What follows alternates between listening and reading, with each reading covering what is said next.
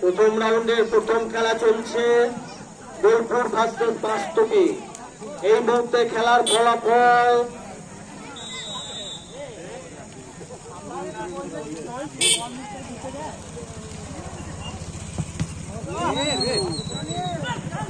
শূন্য শূন্য, অর্থাৎ কোন দলই এখনো পর্যন্ত কোন রকম ভাবে গোল করতে পারেনি।